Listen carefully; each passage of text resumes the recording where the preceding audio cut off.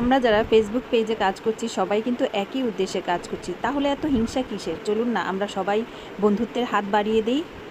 ফ্রিজে যদি বেশি দিন গরুর মাংস রাখা হয় তাহলে কিন্তু মাংসটা খেতে সেরকম একটা স্বাদ লাগে না।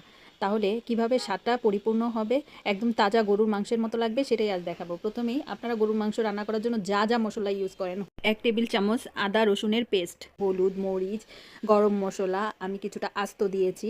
তারপর এর মধ্যে দিয়ে দিয়েছি 1 কাপ পরিমাণ পেঁয়াজ, তারপর লবণ, ধনিয়া পাউডার দিয়ে এটাকে হাত দিয়ে ভালো করে মাখিয়ে নিব কিছুটা তেল দিয়ে।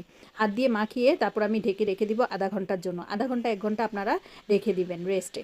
তারপর এটা আমি চুলায় দিয়ে দিব কড়াইটা। তার ঢিপি আছে রান্নাটা হতে থাকবে। যে পর্যন্ত মাংসটা ভালো মতো না কষবে সেই পর্যন্ত আমরা চুলাই রাখবো। তো এই মাংসটা কষাতে মিনিমাম 1 থেকে 1.5 ঘন্টা লেগে গেছে। তারপর আমি এতে দিয়ে দিলাম 1 কাপ গরম পানি দিয়ে আবার ভালো করে কষালাম। তারপর এর মধ্যে গরম পানি দিয়ে দিলাম। গরম পানি দিয়ে সবশেষে আমি এর মধ্যে দিয়ে দিব গরম মশলার পাউডার আর জিরা পাউডার, কয়েকটা কাঁচামরিচ। দেওয়ার পর তারপর আরও 5 মিনিট চুলায় রাখবো।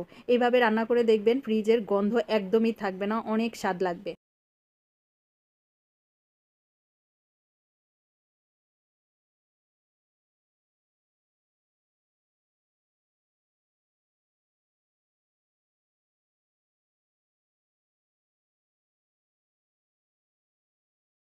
মনে হবে একদম বাজার থেকে এখনই কিনে নিয়ে এসেছেন।